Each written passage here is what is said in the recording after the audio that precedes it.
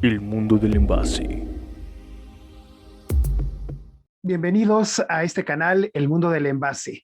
Yo soy Iram Cruz y les doy la más cordial bienvenida, agradeciendo que nos acompañen en esta ocasión, en donde vamos a tener como invitado a el diseñador industrial David Nava. David tiene ya amplia experiencia en el mundo del envase, particularmente en el desarrollo de displays, todo lo que tiene que ver con los exhibidores de cartón corrugado. Déjenme comentarles que David es diseñador industrial, como lo había comentado, egresado de la Universidad Autónoma Metropolitana, Azcapotzalco. Además, tiene un diplomado en envase y embalaje por parte de AME y tiene una certificación ISTA, perdón, que es la International Safe Transit Association, en donde, bueno, pues es técnico certificado.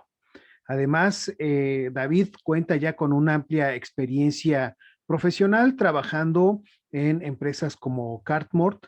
Además, ha trabajado en Argo Artes Gráficas y actualmente es gerente de diseño en E3 Display. Vamos a platicar con David. Acompáñenme, amigos del mundo del envase. Mi estimado David, muchas gracias por estar con nosotros aquí en el mundo del envase. ¿Cómo te encuentras? Muy bien, muchas gracias, bastante bien, afortunadamente bien de salud, que es lo más importante. Exactamente, en esta época de pandemia todavía, pues lo importante es que tenemos salud y sobre todo tú que eres una persona muy trabajadora, ¿verdad? Tenemos trabajo. Tú has sido un ejemplo precisamente de cómo has crecido en la parte profesional, mi estimado David, como ya lo mencionamos en tu semblanza profesional. Y bueno, pues para el mundo del envase nos gustaría ir conociendo un poquito acerca de ti como persona, David, y sobre todo saber cómo es que te fuiste involucrando en el mundo del envase.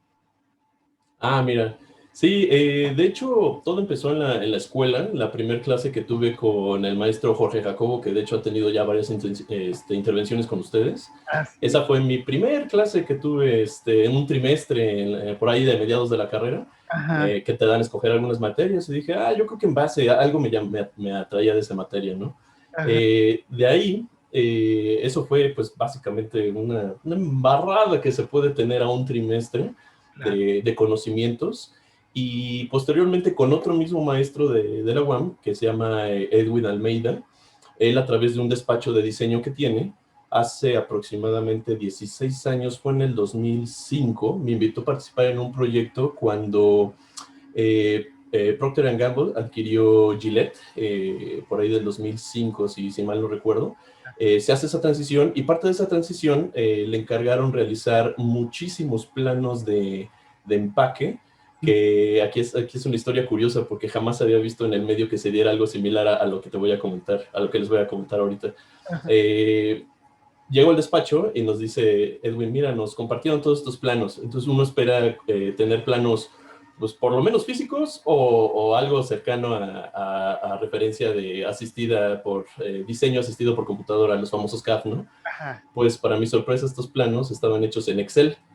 Ah, Exacto, o sea, era una imagen así incrustada en el Excel del plano, con las líneas y cotas hechas con el software de Excel. Súper bien hechas para hacer el entorno que es, ¿no? pero Para poder poner las líneas y todas las curvas que pone el Excel, ¿no?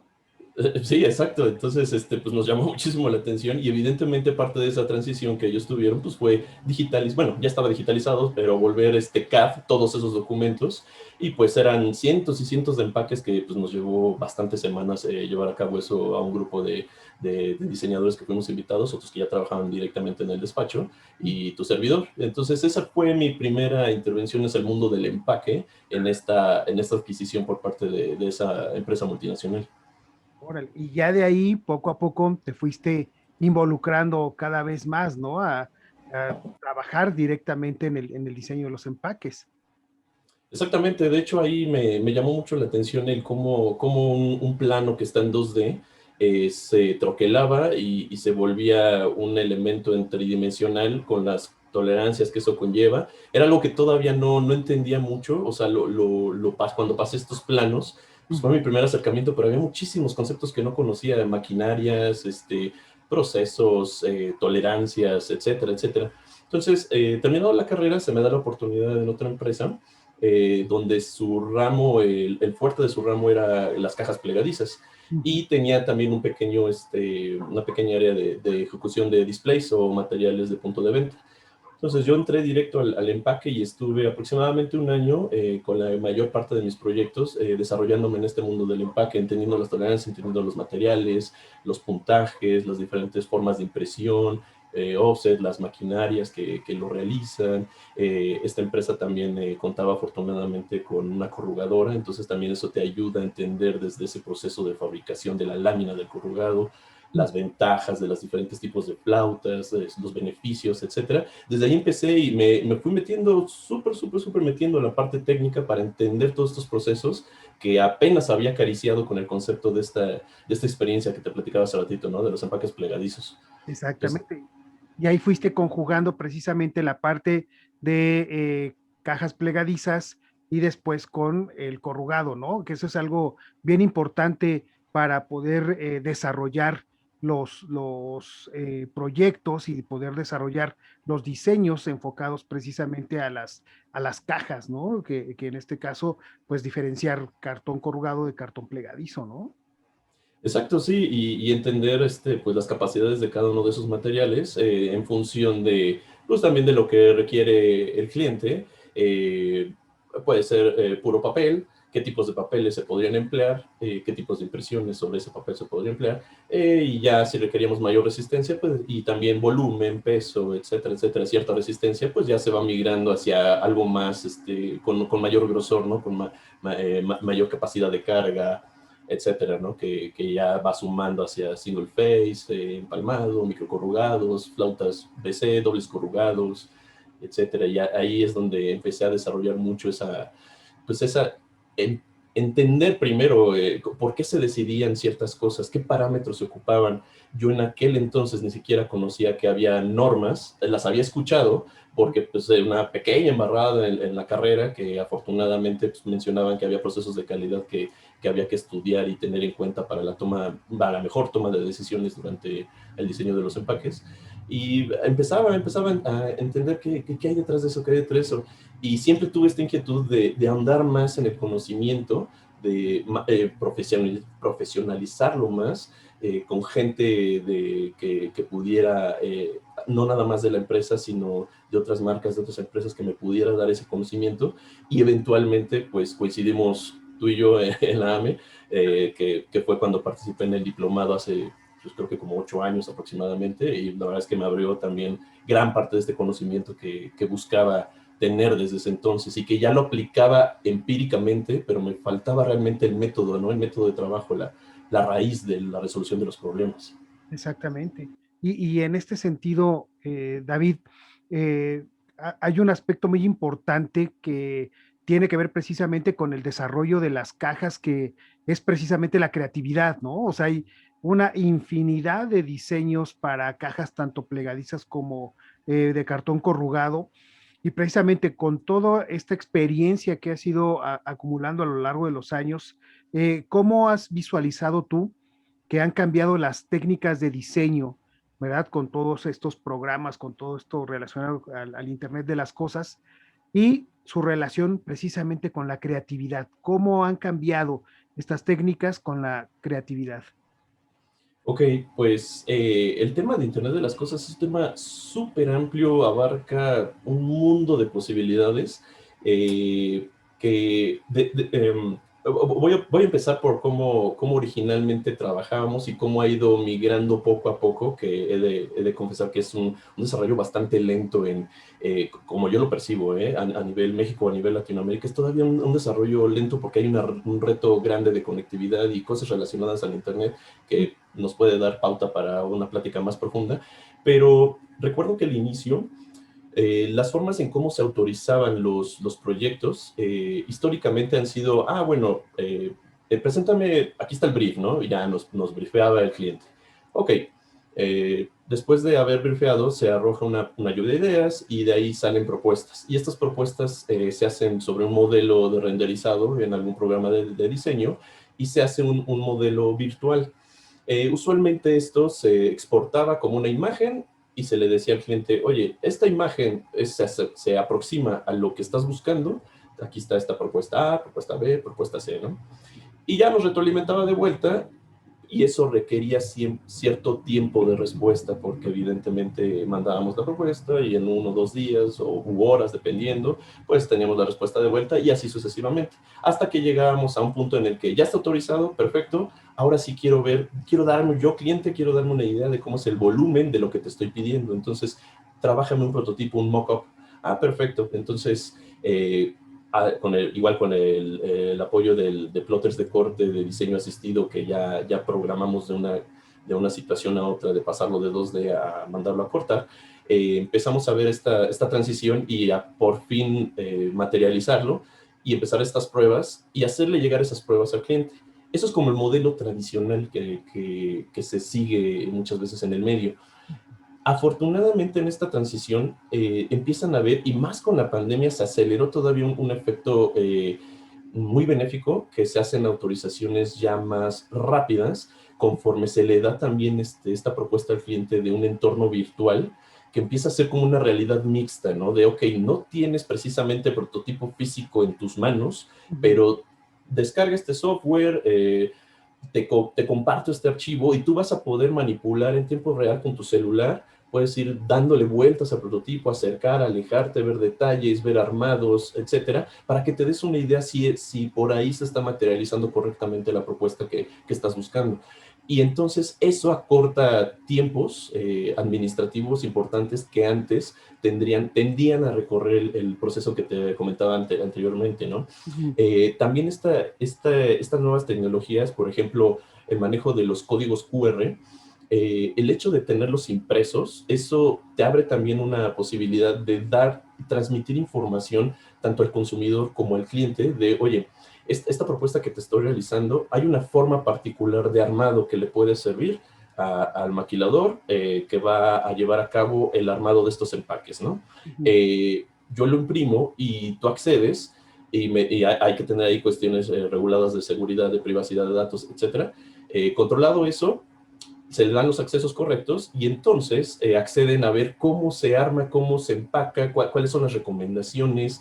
Puede ser un video, puede ser una realidad virtual simulada de cómo está entrando el producto, cómo entra primero, bueno, se desarma la caja, perdón, se despliega la caja, entra un inserto, luego el producto, etcétera, etcétera, ¿no? Entonces empiezas a ampliar tus posibilidades y les abres las puertas de que se involucren más de una simple llamada de hazle así, hazle asado, no, o sea, directamente hay algo que soporta esa información y que lo va a tener un tiempo determinado de consulta para cualquiera de estas personas relacionadas en esta cadena de suministro, ¿no? Ujú. Es un ejemplo que doy. Um, siento que está un poco lento en el desarrollo, por ejemplo, de algunas tecnologías, por ejemplo, la de radiofrecuencia. Ah, No todos estamos tan, vamos, hay una oportunidad de invertir y que puede dar muchísimos beneficios, pero pues requiere probablemente un túnel de escaneo, unas paredes de escaneo que den esta facilidad de un conteo más rápido, de control de inventarios, de salida de producto, de cómo está sucediendo, en qué etapa de la logística del proyecto está, etcétera, etcétera. Hay un mundo de posibilidades que todavía siento ahí que hace falta explorar más, impulsar más y tener esas pláticas con la gente relacionada y con las áreas relacionadas para que realmente en algún momento explotemos esta cuarta revolución industrial, ¿no? que estamos teniendo. exactamente. Y eso además obliga a hablar el mismo idioma, ¿no? Es decir, eh, por ejemplo, si ustedes como proveedores están desarrollando todo este tipo de aplicaciones o de soluciones, pues el cliente también debe de entenderlo, ¿no? Debe de manejar el software, no se le debe de complicar el bajar los programas, es decir, para que esto realmente vaya corriendo de una manera fluida, ¿no? Porque pues ahora sí que como tú bien lo dices, ¿no? La pandemia aceleró precisamente todo lo relacionado a la conectividad, todo lo relacionado a la industria 4.0. Y aquí como diseñadores industriales, pues evidentemente pudiera hasta facilitarles un poco más ese entendimiento con los clientes, ¿no? El implementar estas tecnologías de información. Claro, pues se vuelve una ventaja competitiva que pues a nadie le conviene que nos quedemos atrás, ¿no? O sea, quien llega y lo propone de primera instancia, pues va a pegar contundentemente y más ahorita en esta época que ya se aceleró y es momento de adaptarnos a esta nueva realidad. Y vuelvo al punto, o sea, tenemos que hablarlo y generar estas estrategias y probar hasta que eventualmente lleguemos a un punto medio en el que empecemos a ver esta relación del costo-beneficio, de que sí vale la pena invertir en estas nuevas tecnologías, porque en el hecho de que tengamos una respuesta inmediata, que puede ser desde la cadena de producción, desde ahí hay un concepto muy interesante de eliminar estos tiempos de preparación entre máquina y máquina, que eso se traslada también hacia los empaques y hacia que se está llegando al almacén, que si ya salió, que si está en ruta, etcétera, etcétera. Hay un mundo ahí de posibilidades que nos va a ser mucho más eficiente la cadena, pero definitivamente tenemos que voltearlo a ver y darle seriedad a ese tema, porque hoy quien le apueste a eso tiene un grado alto de éxito de implementar y de ser un proceso más eficiente y de dar propuestas innovadoras que el cliente está esperando, que el consumidor está esperando. Claro, claro, y ahorita que tocas esa parte de tener una ventaja competitiva, el poder eficientar este proceso a través de lo que nos estás comentando, ¿se ve reflejado en el costo? Sí, sí, porque se tiene que invertir.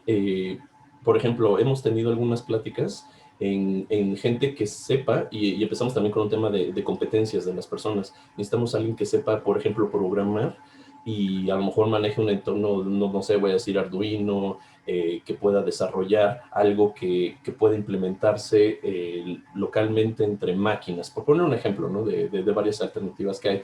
Y sí sí va a costar algo, pero el beneficio va a ser mucho mayor, porque el simple hecho de reducir tiempos de Claro, espera entre máquinas, bueno, eso es de lo más preciado que hay en estos conceptos de Lean Manufacturing. Entonces, definitivamente hay un mundo ahí que nos hace falta en la industria en general en México, a mi percepción, de implementar cada vez más y empezar también de proveer de esas competencias a las personas de existe esto, hay que aprender a desarrollar esto, traigámonos a alguien que lo sepa desarrollar, que hagamos esta lluvia de ideas y podamos resolver estas cuestiones, ¿no? Para darle mayor valor a esta cadena.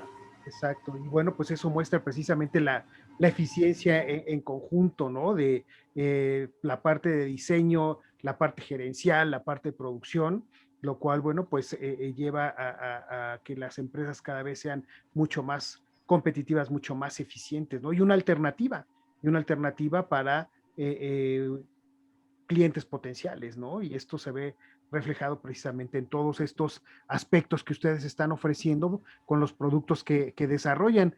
Pero entonces, desde tu perspectiva también como diseñador industrial y en la parte gerencial, David, ¿cuáles son los retos precisamente a los que se enfrentan los diseñadores para ofrecer soluciones adecuadas a las empresas?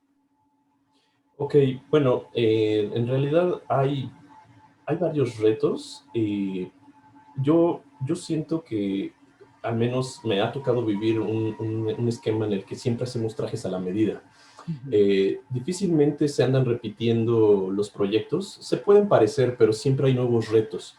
Y dentro de estos retos, evidentemente analizar el costo-beneficio de encontrar el balance correcto entre la propuesta de diseño, lo que se puede ejecutar y no irnos a los dos extremos porque los dos extremos pueden ser muy dañinos, es entender que tenemos que sí ofrecer un valor, pero no debemos de estresar la cadena de suministro desde la propuesta de diseño. Y muchas veces voy a poner el clásico ejemplo ahora que cuando platico con colegas que son diseñadores, pues mencionan lo mismo, es que tenemos un ego del tamaño del mundo.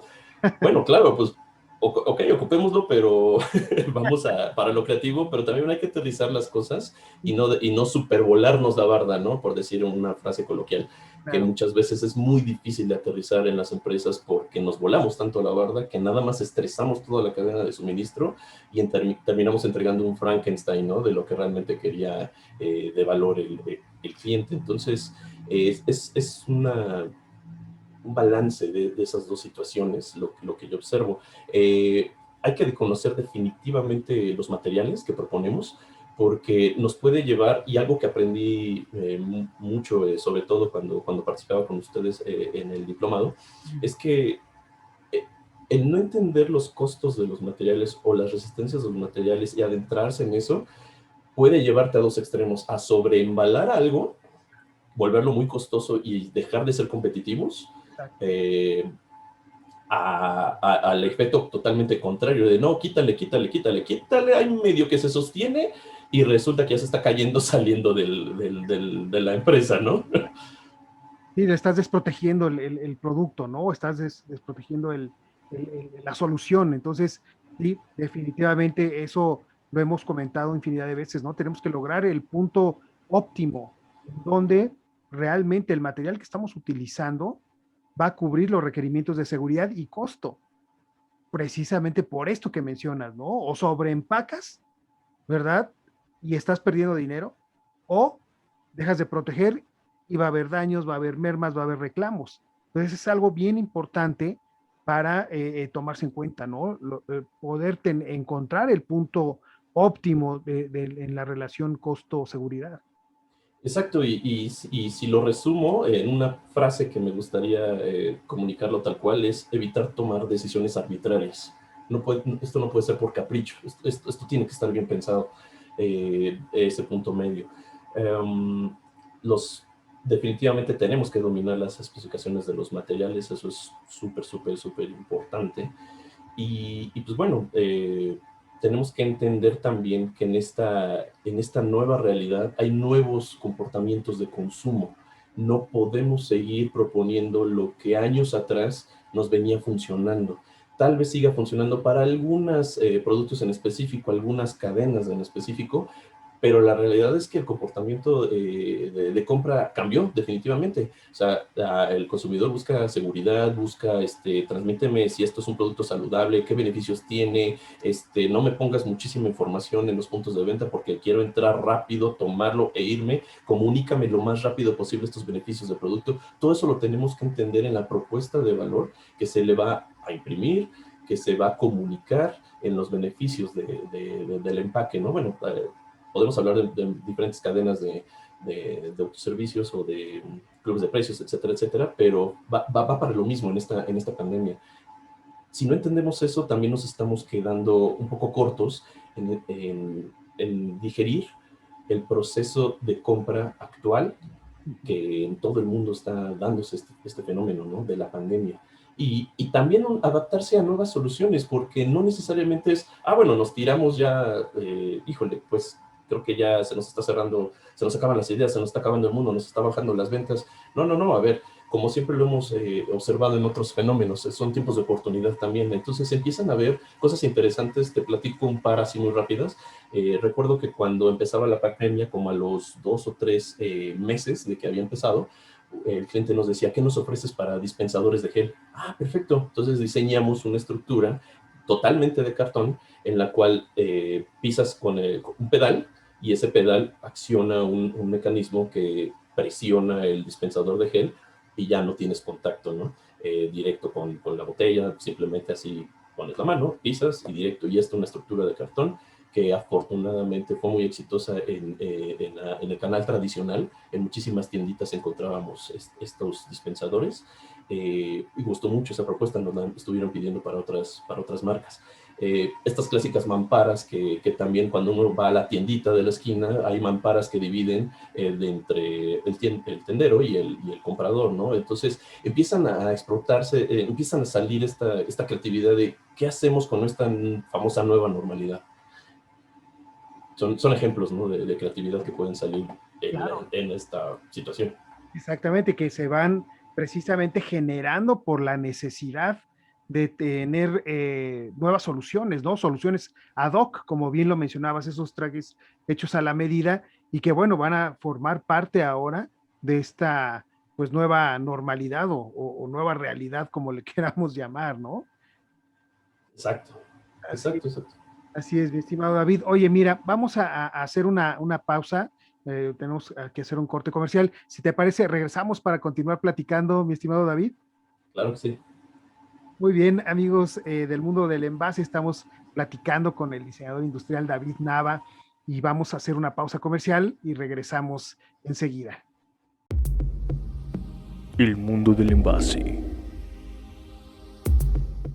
Estamos de regreso, amigos del mundo del envase, y estamos platicando con David Nava, diseñador industrial enfocado precisamente al desarrollo de materiales de empaque, punto de venta y soluciones comerciales. David, muchas gracias por continuar con nosotros. No, gracias a ti. Oye, David, estábamos platicando hace un momento, precisamente previo al corte, pues los retos que han enfrentado como diseñadores para ofrecer soluciones adecuadas a las diferentes empresas, pero en lo particular tú, como diseñador de empaques, ¿cuál ha sido el reto más importante al que te has tenido que enfrentar, mi estimado David? Ah, eh, me vienen a la mente muchísimos casos y hay uno en particular que sí fue un reto muy fuerte. Recuerdo que llegó un cliente muy importante que tenemos que mencionó lo siguiente.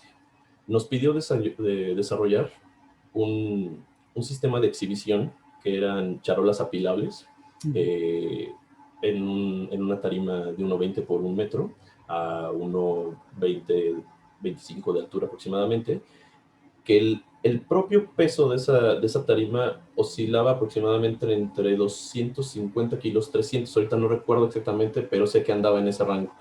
El gran reto, por un lado, era que esa estructura soportara la carga estática y la carga dinámica durante el transporte, que ese es quizá, no es quizá, es el de mayor riesgo que puede tener, pero el reto estaba a lo doble, porque querían una doble estiba de exactamente el mismo paletizado. Esto significa que el mismo paletizado se iba a doble estibar con la lógica de que en el transporte se aprovechara este espacio que muchas veces va muerto en los trailers y que no se aprovecha al 100%, y nos puso ese reto de prácticamente de tú logras esto, tú te quedas estas producciones y pues, bueno, va, ¿no? Y empezamos con una serie de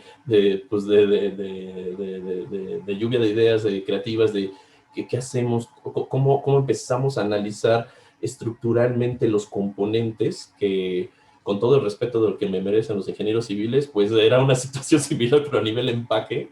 Y digo porque mi hermano es ingeniero civil y él, tengo de repente este tipo de debates con él, ¿no? Él tiene a lo mejor un mes para decidir una construcción de 10 pisos, pero nosotros tenemos un día para decidir una cotización de ese tipo, ¿no? Pero bueno, entonces, pues desarrollar y empezar a, otra vez, no a caprichos, sino a entender las cargas y los esfuerzos estructurales, en qué punto era conveniente tener la capacidad de carga del doble, más lo que se triplica cuando va en el transporte, porque no nada más es que aguante así estático, es que esto en el movimiento durante el transporte va generando cierta frecuencia que se van multiplicando esos esfuerzos. Entonces, entender eso que es, híjole, súper relevante. Afortunadamente, fue un poquito después de que estudié con ustedes este diplomado y que después me especialicé en la parte de los protocolos de ISTA. Igual ahí pude entrar a detalle a conocer todo lo matemático que hay detrás de ello y que te ayuda a tomar esta decisión. Ese es el reto más fuerte, que cuando por fin lo ves ya ejecutado dentro del tráiler, doble estibado, 500 kilogramos aproximadamente, columnas de 500 kilogramos dentro del tráiler, no, bueno, se vuelve algo así de, a ver, bendición. No, pero finalmente, afortunadamente, tomamos las decisiones correctas y nos dio una buena referencia ante el cliente y ante el mercado. Wow, qué padre, ¿no? Qué padre el poder solucionar esta situación, ¿verdad? Y que haya tenido un buen final, sobre todo, bueno, pues cuando estamos hablando de aplicar todos estos conocimientos que, como ya lo has venido mencionando, tienes el diplomado en envase e embalaje, tienes esta certificación por parte de la ISTA, que bueno, pues para quienes nos escuchen y no entiendan qué es lo que es ISTA, son las siglas de la International Safe Transit Association, ¿verdad? Referente precisamente a todo lo que tiene que ver con pruebas de simulación de transporte, ¿no? Y que tienen que cumplir precisamente los embalajes en este caso en particular. Y bueno, pues sin duda esto nos lleva precisamente a poder preguntarte, David, ¿qué te ha dejado precisamente esto que comentas, el diplomado de envase y embalaje? ¿Qué te ha dejado este diplomado en tu desarrollo profesional?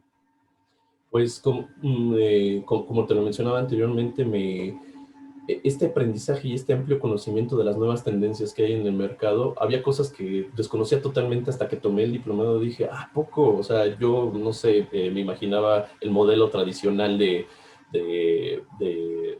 intercambio de información, y empiezas a entender cómo operan eh, empresas líderes en el mercado, porque afortunadamente a través del diplomado tuvimos mucho acceso a eso, visitas a planta, a ver formas de trabajo, a tocar las cosas, tocar el resultado, verlo, ver los procesos productivos, acariciar un poco esas formas de trabajo de cada uno de los materiales y cómo llevan a cabo sus pruebas de resistencia, cómo llevan a cabo su documentación técnica, sus especificaciones, entradas, salidas de procesos. Eso te abre completamente tu panorama y te ayuda a entender que lo poquito que conocías te hace falta un mundo de conocimiento para tomar mejores decisiones y poder sacar productos con costo-beneficio, con valor agregado al cliente, con nuevas tecnologías, contactos también, porque afortunadamente de repente haces amistades dentro del diplomado, y empezamos a coincidir de proveedurías, todo se empieza a estar a tu alcance y se te abre un mundo de posibilidades, de conocimiento, de proveedores, de conocimiento principalmente. Es así, súper, súper importante. Es lo que puedo decir que es lo que más me recuerdo con mucha nostalgia y que me enseñó a abrir todavía más mi mente a muchas más posibilidades. Exacto. Y ahí dentro del diplomado se les pide desarrollar un proyecto, ¿no? Un proyecto final en el cual, bueno, pues recordarás en qué consistió tu proyecto final, ¿no? Mi estimado David, Sí, sí, sí, platícanos sí. acerca de este proyecto final.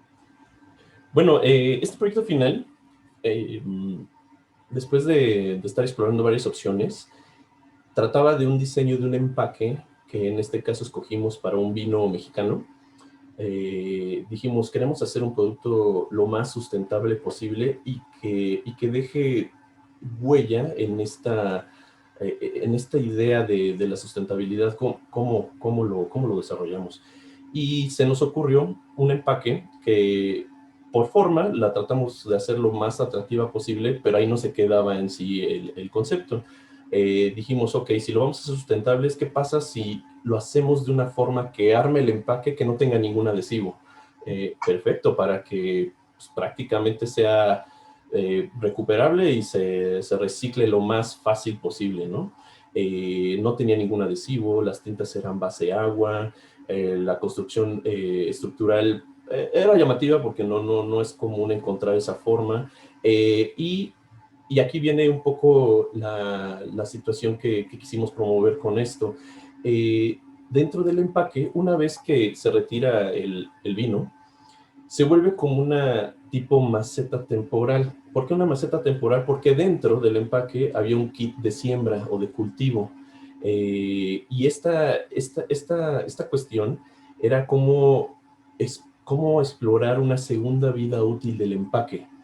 Ok, ya me sirvió para el transporte, para todo lo que la cadena de suministro requirió con sus debidas pruebas, etcétera. Bueno, ya el empaque antes de desecharlo, un poco para trabajar en esta mentalidad de úsese y tírese. O sea, bueno, ¿qué podemos hacer para darle una segunda vida útil? Oye, y exploramos que fuera una maceta temporal. Kit de siembra contenía los aditamentos necesarios para poder plantar temporalmente semillas y plantas, perdón, eh, relacionadas al vino y a las pastas, a este tipo de comida. Entonces, teníamos diferentes alcances, ¿no? Por ejemplo, semillas de albahaca, de romero, de tomillo, de perejil, que una vez que se sembraba y empezaba a germinar, entonces el consumidor tenía la opción de enterrarla dentro de una maceta más grande y que ya por haber iniciado el proceso de germinación en ese empaque,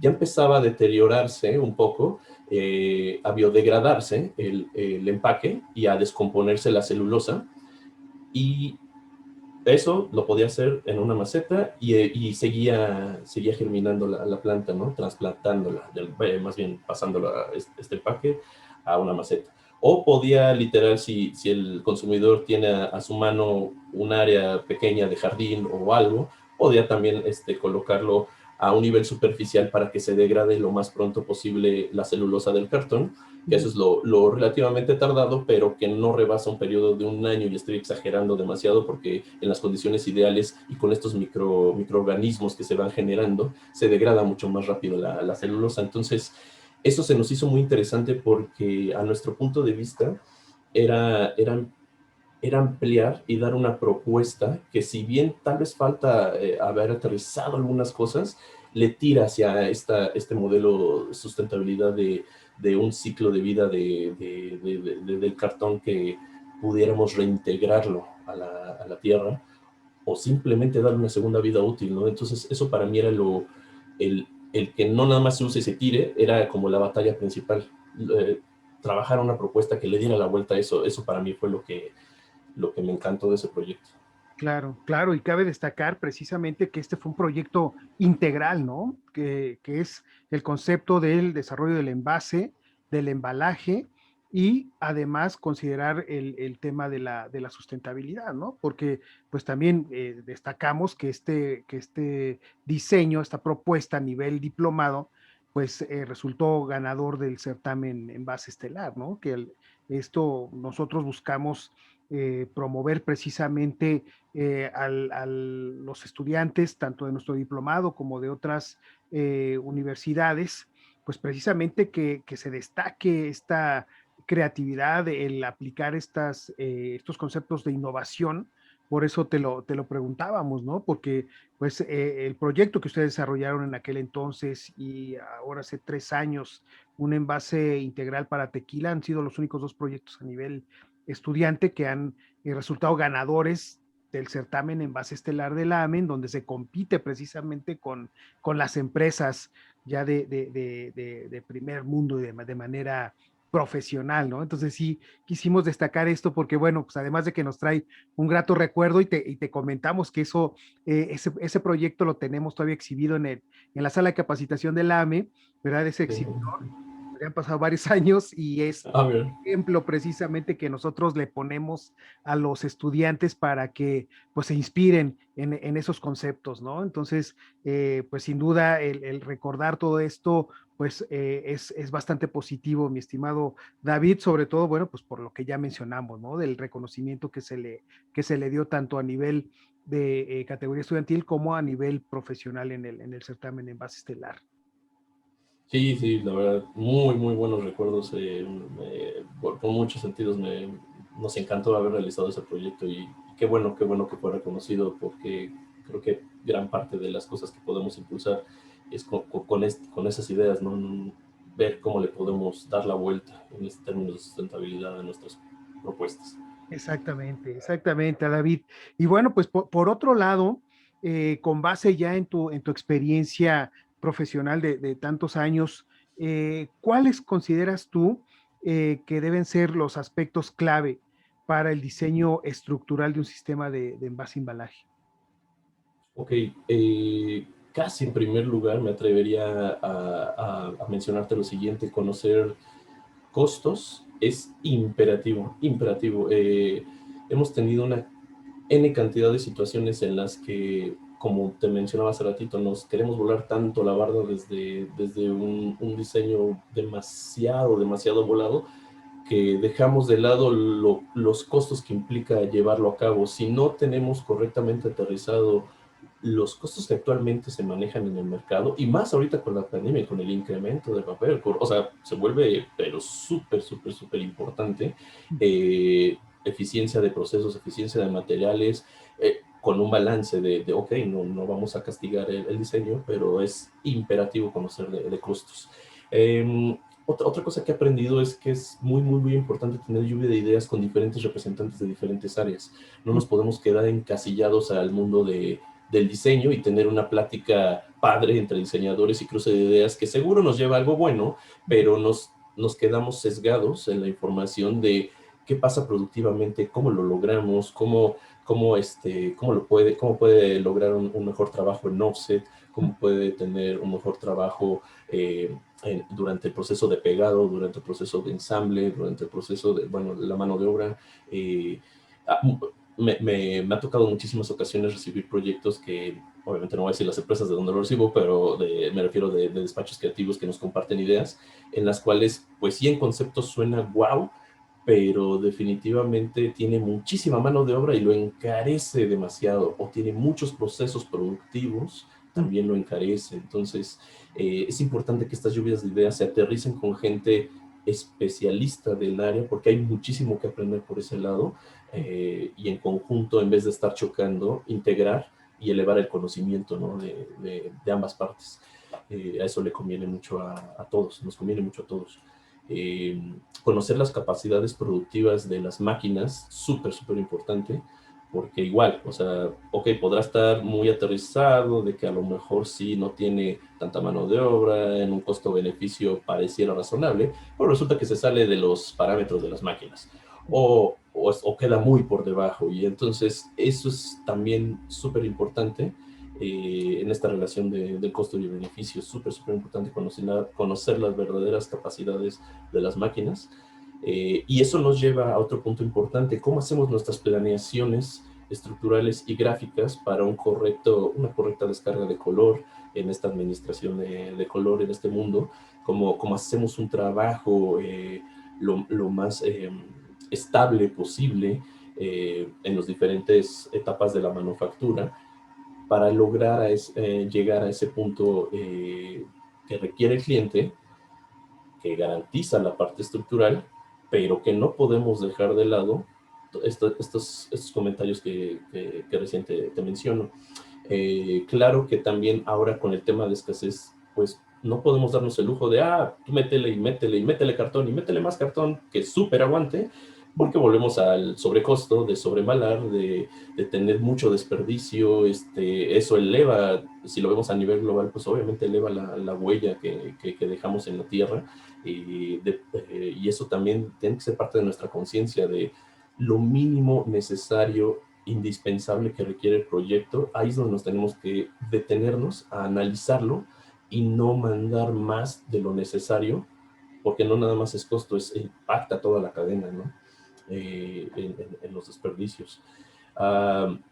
También un punto muy importante, y es súper, súper, súper crítico, conocer la distribución final de estos empaques, porque de ahí radica mucho: ¿es una distribución local o es una distribución nacional o una distribución internacional? Depende mucho los materiales que se van a ir escogiendo, la capacidad que le vas a aventar de producción a las máquinas, lo que vas a proponer, el volumen es súper importante. Tenemos que tener presente que si este empaque va a estar transportándose a nivel nacional, va a tener muchísimos cosas en contra que debemos de tener perfectamente estudiados. Eh, He recibido en algunas ocasiones algunas especificaciones donde, bajo la teoría, muchas veces decimos, es que el ST nos está garantizando para la fórmula del BST que va a cargar tanto, pero muchas veces no se contemplan los factores de seguridad, y esos factores de seguridad lo pueden ser o todo o nada en el proyecto, y volvemos al punto de podemos sobreembalar algo que no era necesario para la distribución final del producto, o dejarlo muy desprotegido y resulta que hay que estar yendo a Puebla, a Quintana Roo, a Chiapas, qué sé yo, a analizar las cosas que hicimos mal, por tomar malas decisiones, por estar mal informados. Es súper importante conocer la distribución. No hago particular énfasis en no tomar decisiones arbitrarias, porque evidentemente eso nos puede llevar a una catástrofe del proyecto muy, muy importante, que incluso nos puede llevar a perder los clientes, y eso pues, nadie lo quisiera, ¿no? Entonces es súper, súper importante conocer la distribución. Aunque no seamos, lo hablo desde la perspectiva y la óptica de diseñador industrial, tal vez no estamos tan especializados como un ingeniero industrial en tiempos y movimientos, pero tenemos que conocerlo. Definitivamente lo tenemos que conocer y ubicar que tiene ciertos tiempos y trabajar contra ello. Bueno, no contra ellos, sino eficientar esos tiempos es un reto muy, muy, muy importante. También conocer cómo es el comportamiento de las diferentes personas que se involucran a lo largo de la cadena de suministro. Nuestro proyecto no se acaba en el momento en que sale de las puertas de la empresa. No se acaba ahí apenas me atrevo a decir que casi empieza, porque de ahí va a las manos de alguien más que debe de entender cómo se debe de armar esto, debe de armarlo bajo ciertas especificaciones, bajo ciertos parámetros, recomendaciones, y luego viene la distribución, la ejecución, y finalmente hasta que lo ves en el punto de venta dices, perfecto, ahí está, estuvo bien realizado, ¿no? Digo, estoy súper así englobando muchísimas cosas, pero esos para mí serían los puntos más críticos que debemos de tener presentes en los proyectos. Muchas gracias, mi estimado David. Y todo esto que nos has venido platicando, pues evidentemente lo plasmas en tu trabajo en el día a día, ¿no? En E3 Display. Eh, Platícanos un poquito qué es E3 Display, qué soluciones ofrecen. Ok, en E3 Display hacemos soluciones de cartón. Eh, Suena así tal vez muy global, pero porque en realidad hemos tenido proyectos, eh, empaques, exhibidores de punto de venta que van plegados y luego se arman, plegados, se arman y luego se llenan de producto, como el ejemplo que te daba del mayor reto que tuve hace ratito, esos comúnmente los conocemos como preempacados, y los Okay. tiene que llenar un maquilador, etcétera. Eh, Hacemos mobiliario en esta época de la pandemia. Hace un año aproximadamente, hubo una propuesta muy interesante que nació del equipo de ahí de diseño, de un diseñador en particular, hizo una propuesta de una cama de hospital para, totalmente de cartón Ujú.